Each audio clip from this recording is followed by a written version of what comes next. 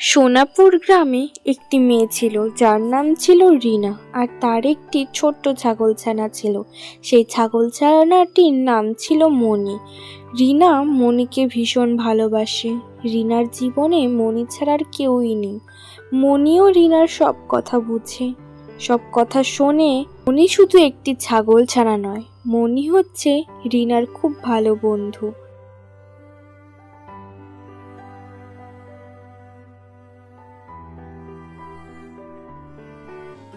অনেক তো বেলা হয়ে গেল, মনিকে নিয়ে এখন জঙ্গলে যেতে হবে খাওয়াতে, নয়তো আবার কান্নাকাটি শুরু করে দেবে খিদের জন্য। মনি, মনি,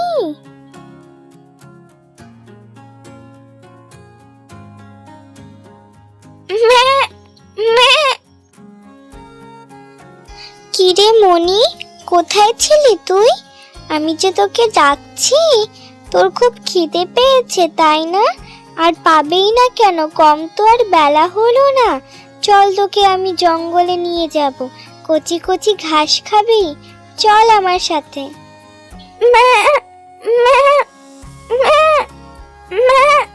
হয়েছে বাবা, হয়েছে, যাবি তো? চল, আজকে তোকে অনেকক্ষণ ঘাস খাইয়ে নিয়ে আসবো, অনেকক্ষণ থাকবো আজকে, তুই আজকে মন ভরে ঘাস খাবি।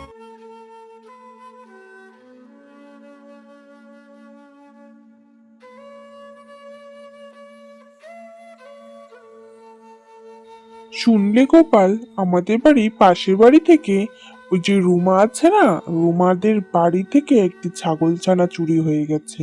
শুনলাম নাকি শিয়াল এসে নিয়ে গেছে। কেমন বিষয়টা বলো তো? এসব শিয়ালের এত সাহস বেড়েছে যে বলার কোনো ভাষা নেই।